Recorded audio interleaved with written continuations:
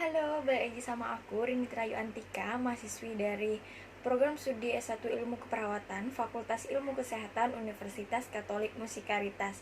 Nah, untuk video saya kali ini di YouTube channel saya akan menjelaskan yaitu tentang initial assessment. Langsung saja ya. Initial assessment itu atau yang bisa disebut dengan penilaian awal. Nah, proses penilaian awal yang cepat dan tepat untuk menghindari kematian pada pasien. Nah, ini dilakukan pada pasien dalam keadaan yang gawat darurat. Nah, initial assessment ini juga merupakan suatu usaha yang dilakukan oleh seseorang ataupun tenaga kesehatan untuk mempertahankan kehidupan pasien saat kondisi pasien tersebut mengancam nyawa ataupun jiwanya. Pengkajian awal atau initial assessment ini terdapat pengkajian primary, kemudian pengkajian secondary, dan juga pemasangan alat definitif. Nah, di sini ada pula prinsip dalam melakukan kita initial assessment ini. Prinsip dalam menolong pasien dengan mempertahankan danger yang terdiri dari 3A, yaitu mandiri pasien dan lingkungan. Maka petugas kesehatan harus mengamankan diri dengan menggunakan APD atau alat pelindung diri seperti sarung tangan, kemudian kacamata, apron, masker, dan alat pelindung diri lainnya, serta harus juga memperhatikan keadaan yang dapat membahayakan. Kemudian di initial assessment ini ada yang pertama ada survei primer atau yang disebut dengan primary survey. Nah, penilaian ini keadaan penderita dan prioritas terapi dilakukan berdasarkan jenis perlukaan, kemudian stabilitas tanda-tanda vital. Nah, pada penderita yang mengalami luka parah, prioritas terapi diberikan secara berurutan berdasarkan penilaian. Yang pertama yaitu ada airway dengan kontrol servikal. Nah, di airway dengan kontrol servikal ini yang pertama harus dinilai dengan kelancaran bagaimana airway-nya. Kemudian jika ketidaklancaran airway dapat kita nilai dengan dua cara. Yang pertama, kita melakukan inspeksi yang bisa kita lihat dengan cara yang dikeluarkan oleh cairan yang dikeluarkan oleh pasien, contohnya seperti darah, sputum ataupun sekret. Nah, kemudian listen yang bisa kita dengar adalah gargling yang disebabkan oleh cairan pangkal lidah ke belakang dapat menimbulkan suara snoring ataupun ngorok. Nah, yang kedua yaitu ada breathing dan ventilasi. Di sini kita inspeksi bagian dada penderita harus kita buka untuk melihat langsung ke dada pasien apakah simetris atau tidak.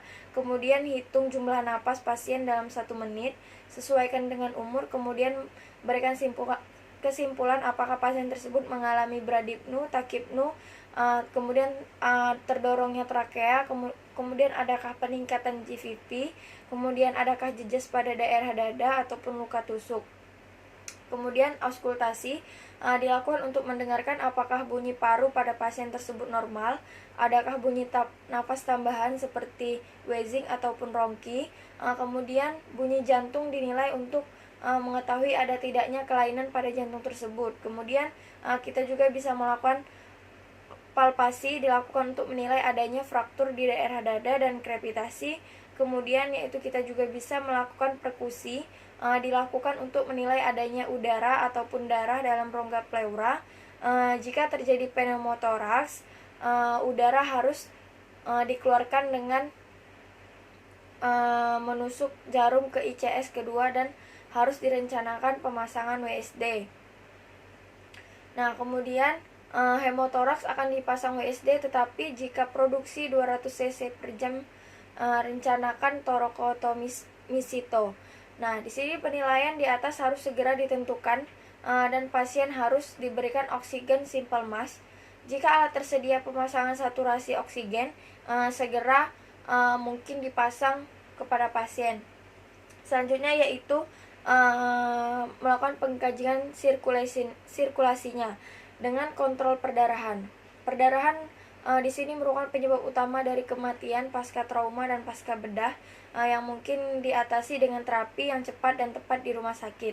Tindakan yang dapat kita lakukan dengan cepat sirkulasi adalah dengan balutan tekan, penekanan pada arteri besar, kemudian pemasangan bidai dan anti cairan yang keluar. Nah, di sini ada 4 observasi dalam hitungan detik dapat memberikan informasi mengenai keadaan hemodinamik ini, yakni kita meriksa tingkat kesadaran, kemudian warna kulit, nadinya, dan juga tekanan darahnya. Yang keempat, selanjutnya kita mengkaji disability. Ini adalah kesadaran dan kemampuan pasien. Nah, kemampuan pasien dapat dinilai dengan kita mengecek GCS-nya, yaitu kesadaran ini terbagi menjadi ada kompos mentis, apatis, kemudian somnolence, soporokoma, dan juga koma. Nah, kita juga memeriksa kesadarannya dengan mengecek pupil untuk mengetahui apakah ada perdarahan atau tidak di dalam otaknya. Nah, hal ini dapat kita lihat dengan adanya pembesaran pupil atau yang disebut dengan anisokor, kemudian bisa juga dengan tes Babinski apakah hasilnya positif ataupun negatif, dan nilai juga nilai tanda laterisasi. Kemudian yaitu yang kelima ada exposure. Nah, di exposure ini membuka seluruh pakaian pasien dan melakukan pemeriksaan head to toe dari ujung kepala sampai ujung kaki. Nah, pemeriksaan tubuh bagian belakang dapat dilakukan dengan teknik lock roll. Kemudian pasien harus diselimuti kembali untuk mencegah terjadinya hipotermi. Kemudian selanjutnya yaitu ada Foley catheter. Nah, di sini tujuannya untuk pemasangan Foley catheter ini untuk mengetahui kebutuhan cairan pada pasien. Maka yang harus diperhatikan adalah produksi urinnya, apakah terlihat pekat ataupun jernih.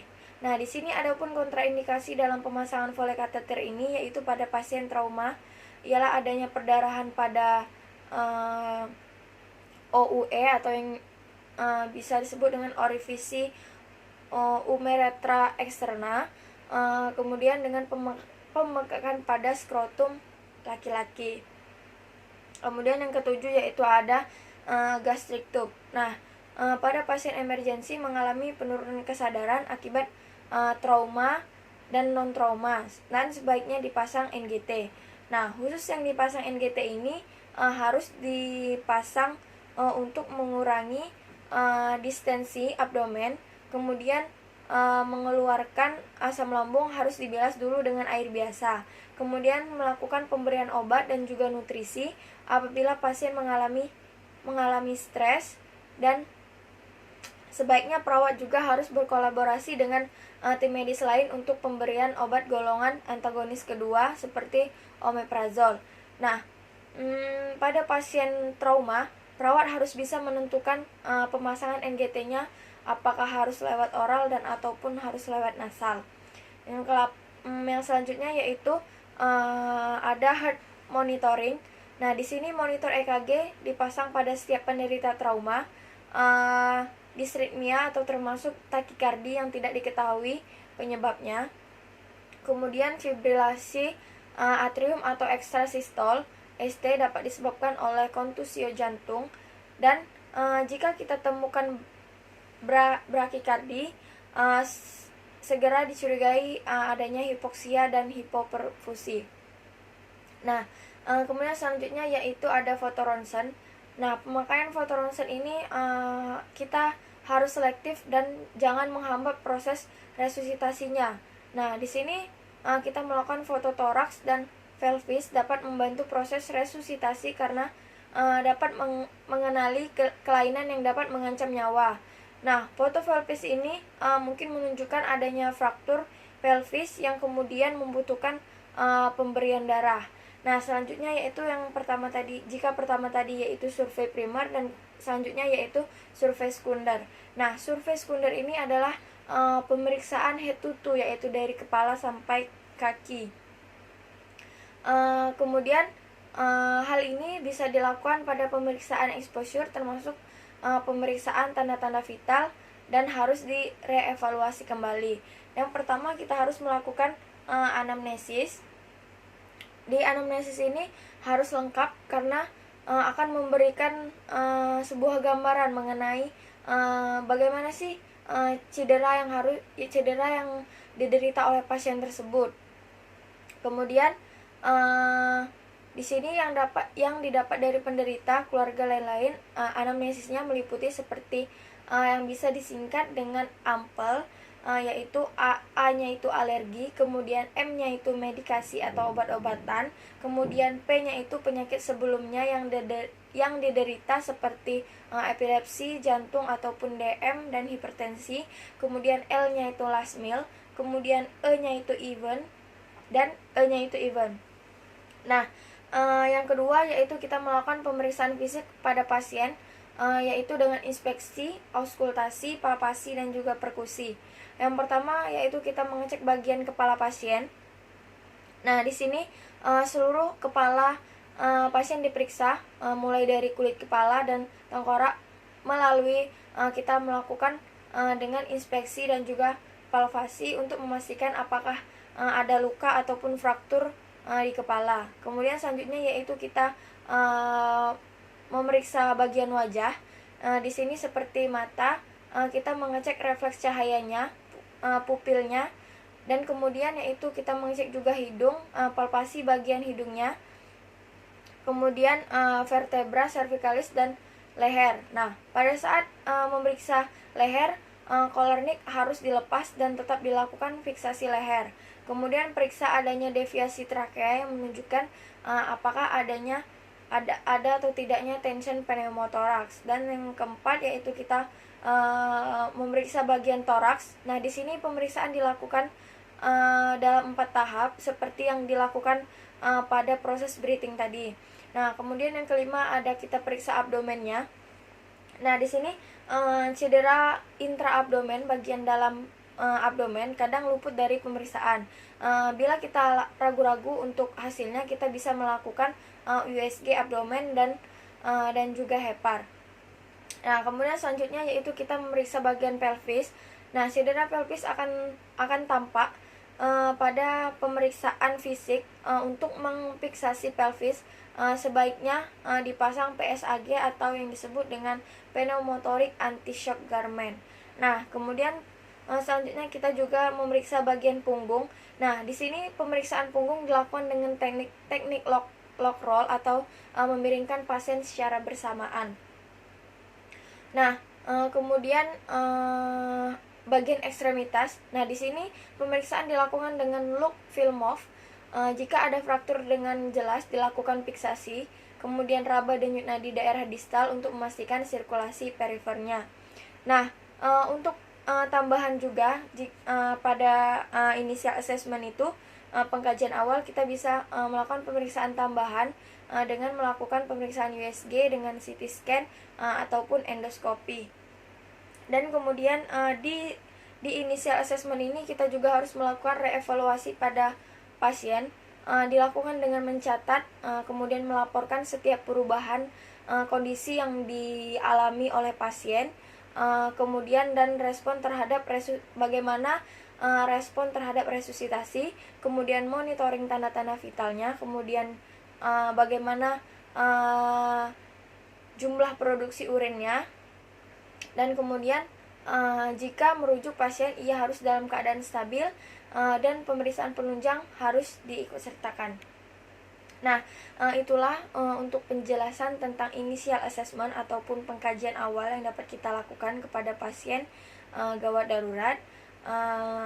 Dan buat kalian, jika dari penjelasan saya tadi menurut kalian ada yang kurang ataupun salah saya menyebutkannya, kalian bisa menambahkan di kolom komentar di bawah ini. Dan jangan lupa untuk like, komen, dan subscribe video saya ini. Terima kasih.